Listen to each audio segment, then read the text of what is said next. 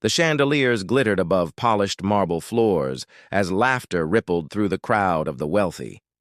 In the center of it all stood an elderly black woman, her hands trembling as she clutched a small purse worn from years of use. She had only asked for a table, but the maitre d' sneered, the waiters snickered, and a group of executives at the corner table chuckled cruelly as they told her to leave. Yet, within the hour, that laughter would die in their throats, because the woman they mocked was not who they thought she was. Subscribe to Racism Untold Stories, where we reveal the hidden truths behind prejudice, injustice, and redemption. Every story uncovers the humanity people try to ignore. The winter sun hung low over the city, its pale light spilling across glass towers that shimmered like frozen monuments to success. Beneath those towers, in the shadow of wealth, moved people like Miriam Johnson, quiet, unseen, yet carved from endurance. She was 76 years old, her steps measured but steady, her spirit weathered by decades of both hardship and grace. That morning, she had risen before dawn, as she always did.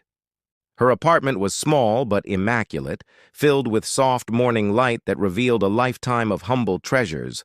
A faded photograph of her late husband in his military uniform, a bookshelf crowded with history texts and children's drawings from her years as a teacher, and a small potted plant that had survived countless winters on her windowsill.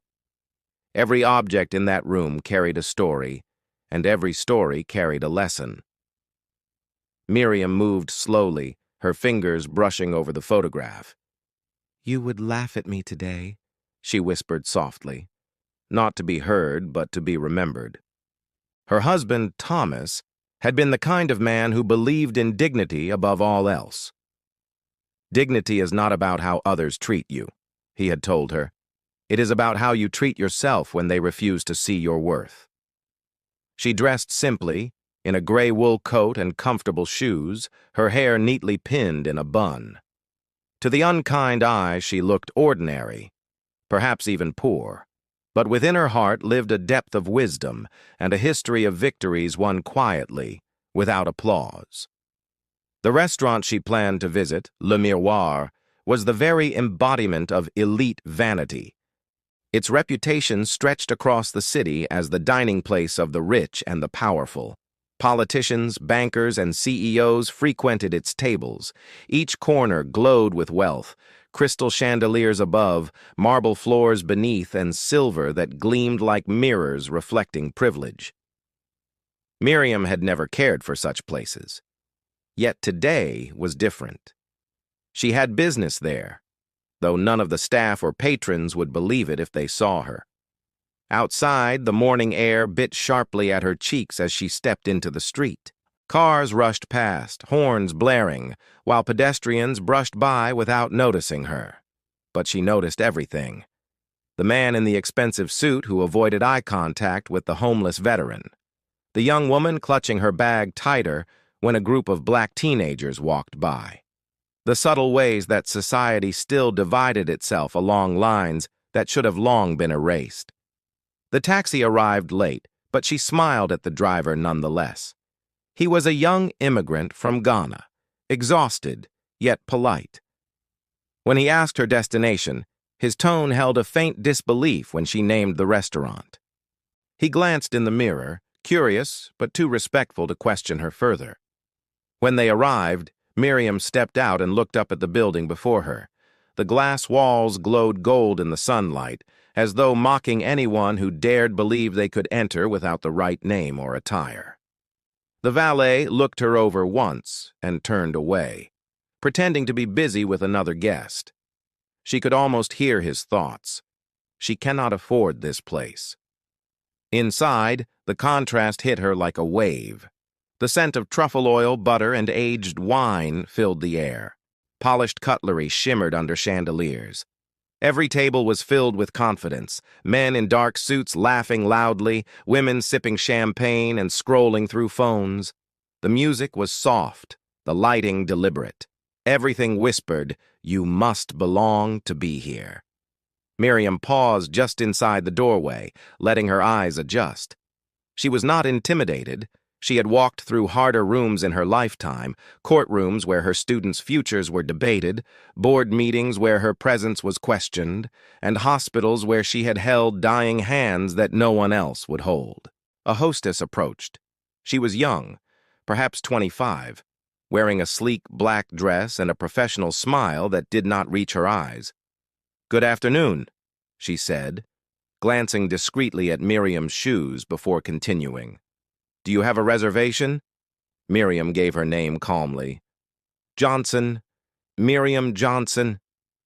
The hostess scanned her screen. The pause that followed was not for checking, but for judging. "I am sorry, but I do not see your name on the list," she said, her voice too light, too rehearsed. "That is all right," Miriam replied. "I will wait for a table." The hostess hesitated, then sighed. "Unfortunately, we are fully booked for lunch. Perhaps another day?" But as she spoke, the restaurant doors opened again. A group of businessmen in tailored suits entered, their laughter booming. The hostess's demeanor transformed instantly. "Welcome, gentlemen," she said, all smiles now. "Right this way." Miriam stood silently as they passed her. The same hostess who had just declared the restaurant full now guided them to a spacious booth near the windows. One of the men glanced briefly at Miriam and smirked, whispering something that made his colleagues laugh. For a moment, Miriam's chest tightened. She had seen that smirk countless times before, in boardrooms, in banks, in classrooms, in places where skin color quietly decided the measure of worth. Yet she did not leave. She would not give them that victory. Instead, she looked around. Every server moved like a dancer in a performance of luxury, their faces blank, their smiles mechanical.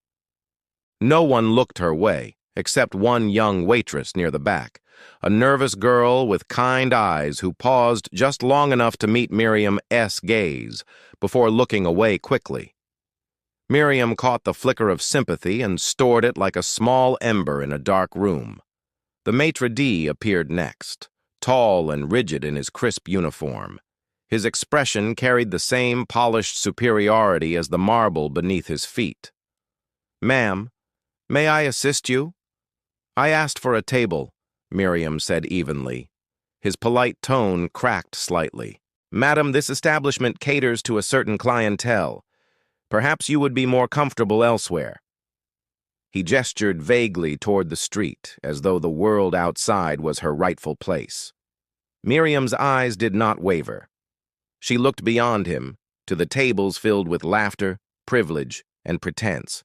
She saw men who measured worth in numbers, women who measured power in status, and faces that had never known what it meant to be dismissed for existing. "I see," she said quietly. For an instant, something in her voice unsettled the maitre d'. But before he could respond, a ripple of laughter rose again from the corner booth, the same group of businessmen now toasting their drinks. Their mockery carried through the air like static. The maitre d' flinched slightly, embarrassed by the noise but unwilling to correct them. Instead, he looked at Miriam and said firmly, "Please, madam, I must ask you to leave." Miriam's fingers tightened around her small handbag. The leather was soft from years of wear. Inside it lay a folded letter with the seal of the corporate conglomerate that had just finalized its acquisition of this restaurant chain. Her name was written on the letterhead, Miriam T. Johnson, founder and majority shareholder, the Kindred Group. But she said nothing. She turned slowly toward the exit, the click of her shoes echoing in the silence. Outside, the cold air struck her face. Across the street, a sleek black sedan waited. The driver stepped forward immediately, his breath visible in the chill.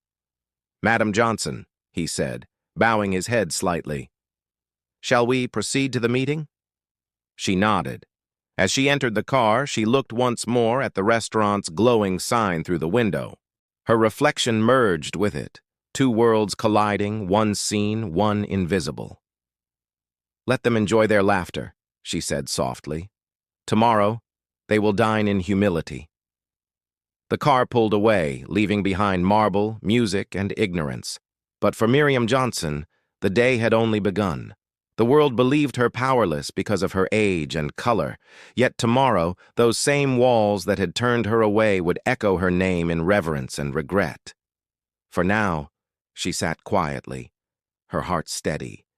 Justice, she knew, always arrived slowly, but it always arrived. Morning came like a whisper of change, unnoticed by those who had laughed the day before.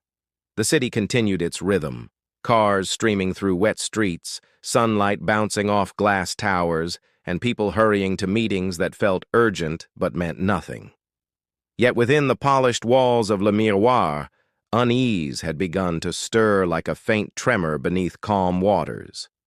The maitre d' arrived early, his polished shoes clicking across marble floors that reflected his own anxiety.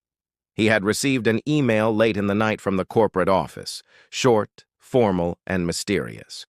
It mentioned a surprise evaluation by senior ownership and ordered all staff to maintain the highest professional standards. The message had been signed simply Monsieur Johnson. He did not connect that name to the elderly woman he had dismissed. In his world, power had a particular look, a particular skin tone, a particular vocabulary. He could not imagine that the woman he had told to find somewhere else could possibly sit at the top of the company that paid his salary. By midday, tension had spread among the staff. Whispered questions passed between waiters like contraband secrets. "Who is coming? Why the sudden audit? Are we in trouble?" The restaurant's usual hum of confidence had turned brittle. At exactly 12 o'clock, the front doors opened. A gust of cold air swept through the lobby, and 3 black sedans glided to a stop outside. Heads turned as men and women in dark suits stepped out, their demeanor sharp, efficient, and official. They moved with the precision of authority. No hesitation, no wasted motion. Behind them came a figure that made time itself seem to pause. Miriam Johnson. She wore the same gray coat as before, but this time it carried a different weight. Her posture was upright, her chin lifted slightly. She did not look like a woman seeking permission to exist within those walls. She looked like a woman reclaiming something that had always been hers. The maitre d's breath caught when he saw her. For a fleeting second, he believed she had come to cause trouble, to demand an apology or create a scene. He began to step forward, rehearsing excuses in his head. But before he could speak, one of the visiting executives turned toward Miriam with visible deference. "Mrs. Johnson," he said, his voice low and respectful. "Everything has been arranged according to your request." The maitre d' froze. His eyes darted from the executive to Miriam, then back again. The realization began to dawn, but disbelief fought to resist it. Miriam walked past him without a glance. The staff, sensing something monumental, fell silent. Every pair of eyes followed her as she crossed the restaurant floor. The same marble that had carried her humiliation now reflected her quiet power.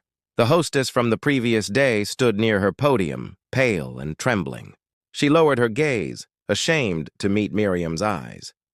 The elderly woman paused briefly in front of her, not out of vengeance but out of acknowledgement. The girl's fear was enough of a punishment. At the center of the room, the executives gathered. Their leader, a tall man with silver hair, cleared his throat. "Effective immediately," he announced, his voice carrying clearly through the space. "Ownership of this establishment and its sister locations has transitioned under the Kindred Group, chaired by Mrs. Miriam Johnson." A stunned silence followed. Glasses halted mid-air, forks clinked against plates.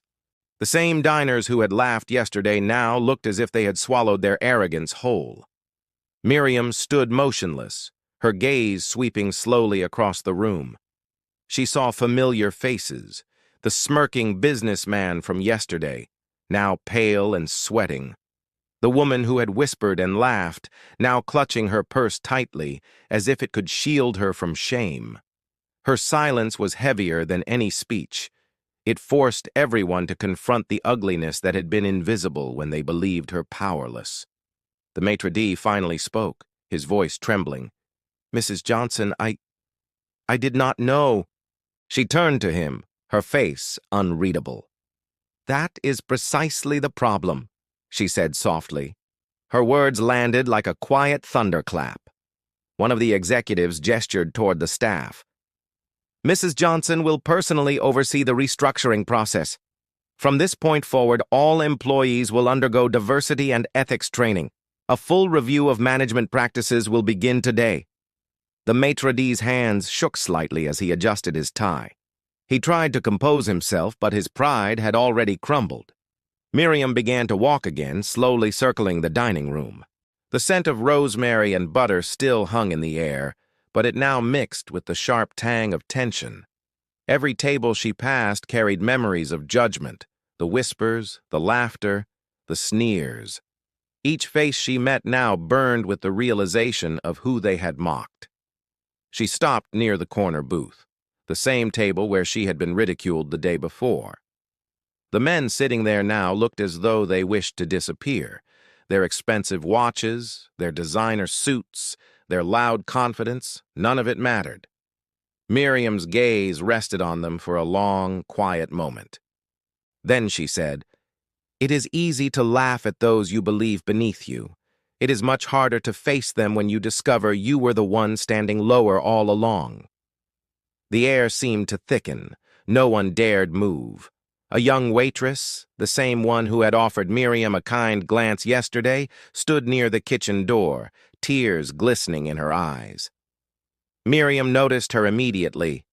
She gave the girl a small nod, an acknowledgement that kindness never goes unseen, even in a room full of cruelty. The girl's hands trembled as she returned the nod, realizing that the simple act of decency she had shown had mattered more than all the false courtesy in that place. As Miriam continued walking, she passed a mirror that stretched from floor to ceiling. In its reflection, the chandeliers glowed like stars over a sea of faces that now looked painfully human, stripped of pretense, stripped of certainty. She saw not enemies, but lessons. Each one represented a part of the world she had spent her life trying to change. Her thoughts drifted briefly to her past, to the years she had spent teaching children to believe in their worth, to the countless times she had walked into rooms where her skin became her introduction.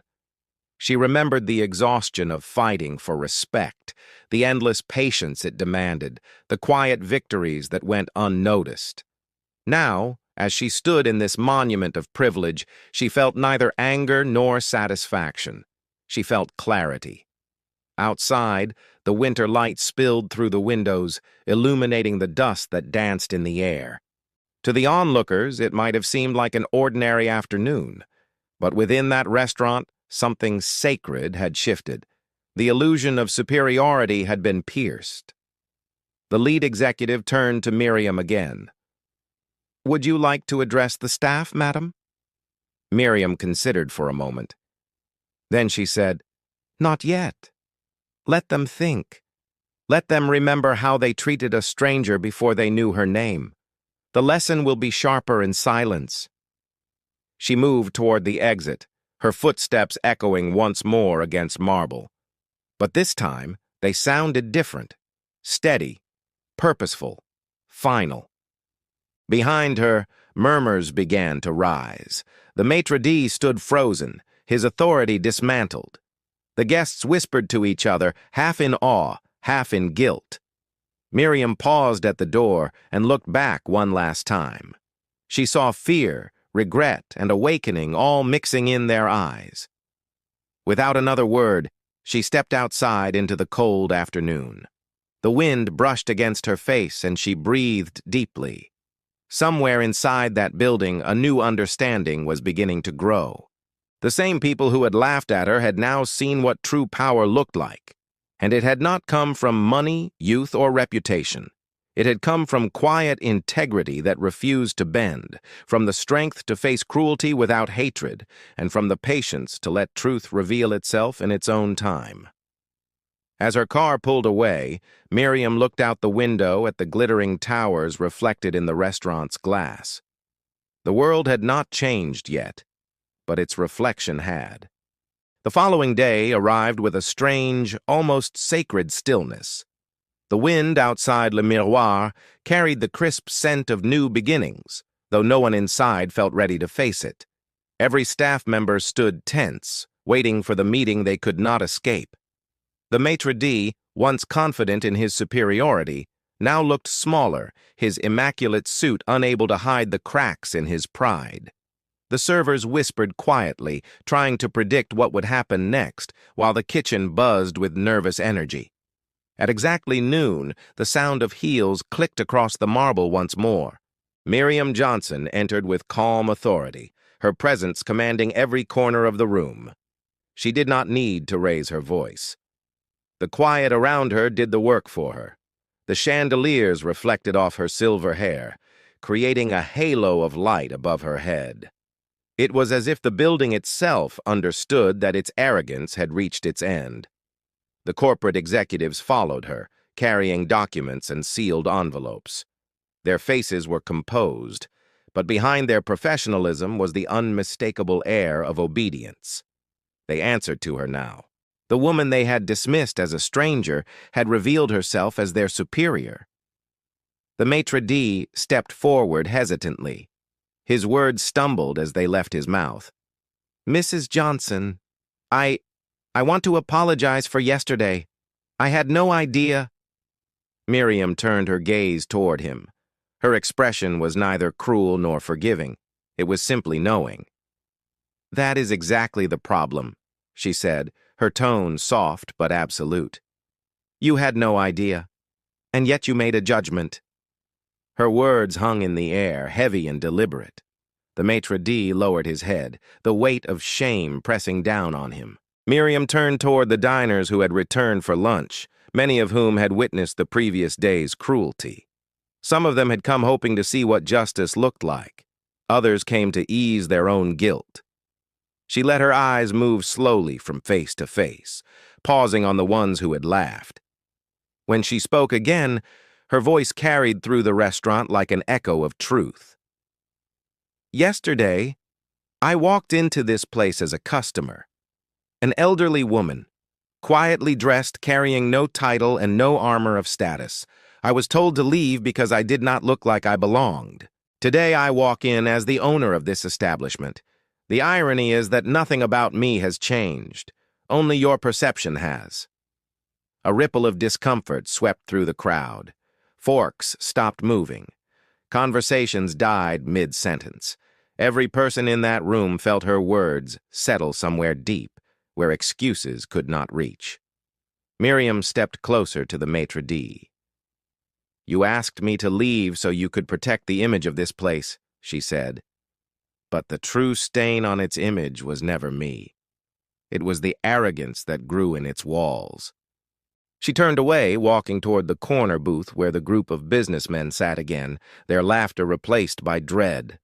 One of them, the one who had mocked her most openly, shifted in his seat, pretending to check his watch. But there was no escape. Miriam stopped at their table and looked down at them.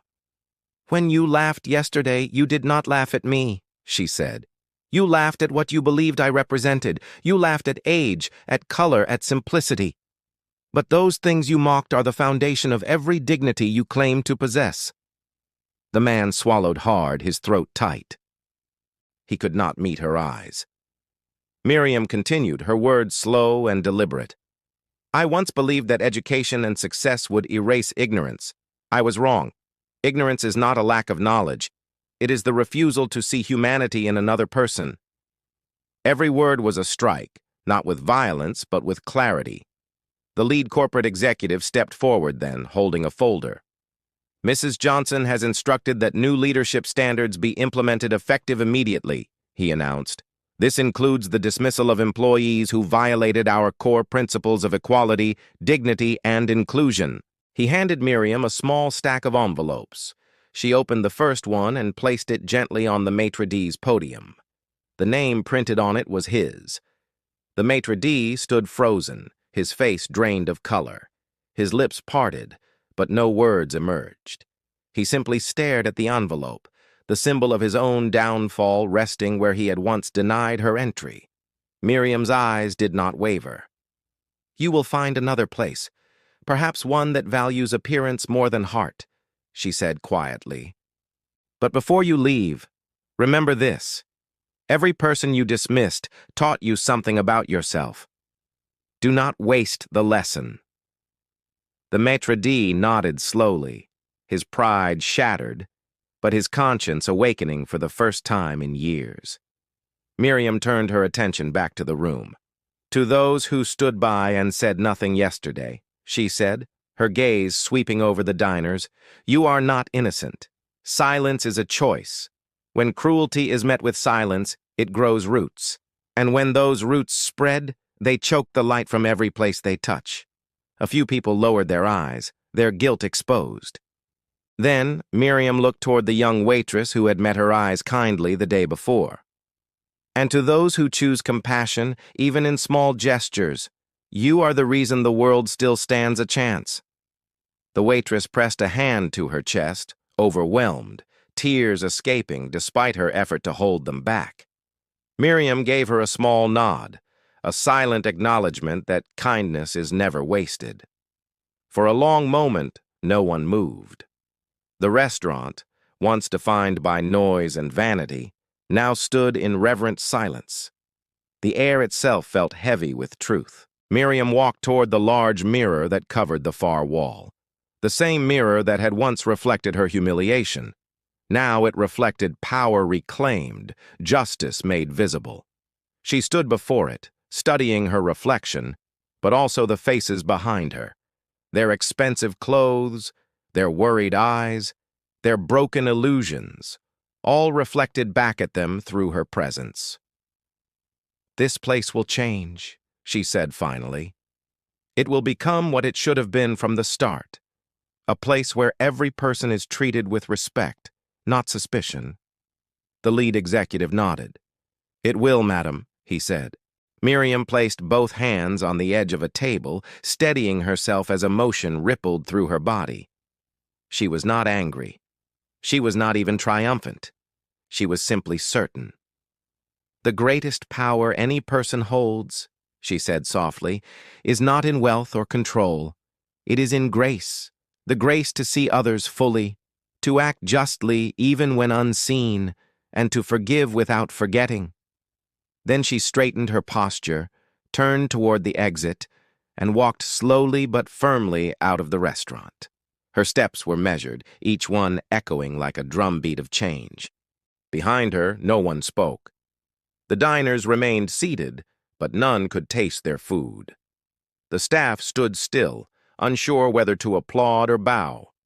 The maitre d' remained by his podium, the envelope in his hand feeling heavier than anything he had ever held. As the door closed behind Miriam, a breath seemed to pass through the room. Some wept quietly. Others stared into their reflections in silence. Outside, Miriam paused at the edge of the street. The cold air brushed her face. Her driver opened the car door, but she did not enter right away. She looked up at the towering building, the place that had tried to diminish her, and smiled faintly. It had not succeeded. The restaurant that once stood as a monument to exclusion had just become the birthplace of accountability. And the woman who had been told to leave had left instead with her dignity, her authority, and the quiet satisfaction of truth fulfilled. Inside, the light from the chandeliers flickered against the walls as if bowing to her absence. And for the first time in years, Le Miroir lived up to its name, because every person within it was finally forced to look at their own reflection. In the days that followed, the story of what had happened inside Le Miroir spread far beyond the walls of the restaurant. It began as whispers among the city's elite, rumors that an elderly black woman had exposed the prejudice of an entire establishment, And then it grew into headlines. Newspapers printed it under bold letters. Restaurant owner exposes racism within her own staff. Social media overflowed with discussion, admiration, and outrage. The world, it seemed, could not get enough of the woman who had turned humiliation into justice. People wanted to know who she was. They wanted to understand how someone so calm, so quiet, had been able to dismantle arrogance with nothing more than truth. Her name, Miriam Johnson, became a symbol of dignity reclaimed. Inside Le Miroir, change came swiftly and visibly. The maitre d', who had once ruled with an iron sense of superiority, was gone. The new manager, a humble and attentive woman named Rosa Martinez, began her first day by gathering the entire staff together. She spoke not about revenue or image, but about values. "Every person who walks through these doors," she said, "must feel seen, not because they can afford it, but because they deserve it." The waiters nodded, some with tears in their eyes. The memory of Miriam's words still lingered in every corner of the room, as though her spirit had become part of the walls. Rosa replaced the old training manuals with new ones that began not with rules about attire or serving order, but with a statement of purpose. Respect is not policy, it is humanity. The restaurant began offering free culinary mentorship programs for underprivileged youth, many of whom were from communities that had never been welcomed through its doors before. For the first time in decades, Le Miroir opened its kitchen not just to the privileged, but to the passionate. Young chefs came in wide-eyed and hopeful, carrying the same dreams Miriam once carried when she was their age. Each evening, as the restaurant filled with the sounds of laughter and the aroma of fine food, a quiet portrait hung near the entrance. It was of Miriam Johnson, captured in a candid photograph taken years before she had revealed her ownership. She was standing beside a broom, smiling softly, as if she already knew what her future self would one day accomplish. Beneath the portrait, a small plaque read, "To the woman who reminded us that greatness does not announce itself." Outside of the restaurant, Miriam's story reached universities, talk shows, and conferences. She was invited to speak about leadership and equality, yet she always began her talks the same way. "I am not here as a business owner," she would say. "I am here as a woman who once scrubbed floors. I learned more about people from a bucket and a mop than from any boardroom. If you want to understand character, watch how someone treats those they think they do not need." Audiences listened in silence, many of them standing to applaud when she finished. Some cried openly. Others left the room reflecting on how many times they themselves had turned away from someone they considered beneath them. But for Miriam, the attention did not matter. What mattered was the transformation, the quiet, enduring shift she could feel taking root not only in her restaurant, but also in the hearts of those who had witnessed the truth. One afternoon, several weeks later, Miriam returned to Le Miroir. The city had begun to change around her. The building's once intimidating facade now seemed welcoming. When she entered, the staff greeted her warmly. The young waitress, the same one who had shown her compassion on the day of the humiliation, was now assistant manager. Her name was Lila. Lila hurried to her side with a bright smile. "Mrs. Johnson, it is so good to see you," she said. "Things have changed so much since you came last time. Everyone treats each other differently now. It feels lighter." Miriam smiled, her eyes kind but thoughtful. "That is good to hear," she said softly. "Change begins with small steps, Lila, but it must continue with care." Rosa appeared from the kitchen, her apron dusted with flour, her eyes filled with pride. "Mrs. Johnson," she said, "the team has been waiting for you. We would be honored if you would join us for our new tradition."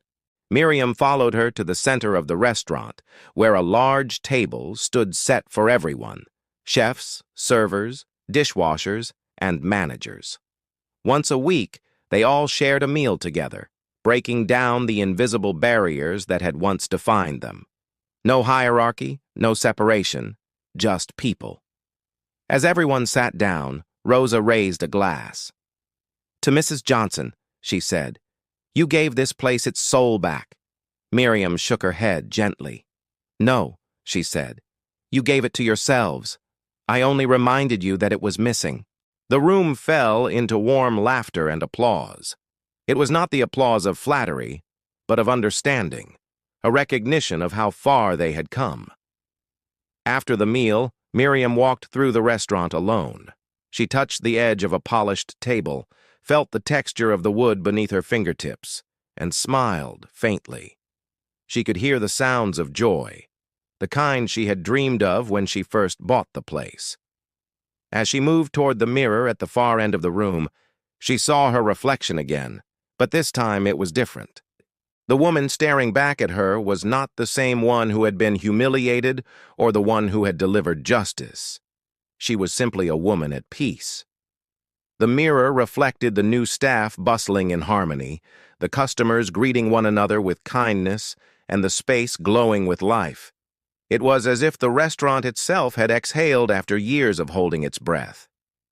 Miriam whispered softly, almost to herself, "This is what healing looks like." Outside, the city continued its rhythm. People hurried to work, cars honked in traffic, and the world spun as usual.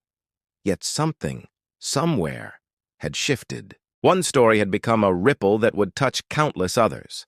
In schools, teachers shared her story when discussing integrity and courage. In boardrooms, executives used her example to train their teams on empathy. In homes, parents told their children about the woman who walked into a room full of laughter and left behind silence and change. Miriam's lesson had transcended her. It had become a seed planted in the collective conscience of all who heard it. Months later, Le Miroir earned a new reputation, not for its luxury, but for its humanity. People came not only for the food, but for the feeling. It became a place where a businessman could dine beside a janitor, where an immigrant chef could showcase her heritage, and where respect was served with every plate. One evening, as the restaurant glowed warmly under the streetlights, a young boy walked by with his mother. He pointed at the photograph of Miriam in the window and asked, "Who is she, Mama?" The mother smiled. "She is the woman who reminded everyone that kindness is power," she said. The boy nodded thoughtfully. "I want to be like her." And so the story continued, not as a moment of revenge, but as a legacy of renewal. As for Miriam, she spent her final years mentoring young entrepreneurs from marginalized communities, teaching them not only how to build businesses, but how to build character. She always ended her sessions with the same message. Do not measure your worth by how others see you. Measure it by what you see in others when they look at you. When she passed away quietly in her sleep years later, Le Miroir closed for a day of mourning. Thousands of people, from waiters to city leaders, attended her memorial. But more than the flowers or speeches, what truly honored her was the world she left behind. One that was a little kinder, a little braver, and far more awake than before. Because Miriam Johnson did not just shut down a company's arrogance, she awakened its conscience. If this story moved you, share it so that others may see the power of grace, courage, and truth. Subscribe to Racism Untold Stories, where every story reveals not just pain, but the strength that rises from it.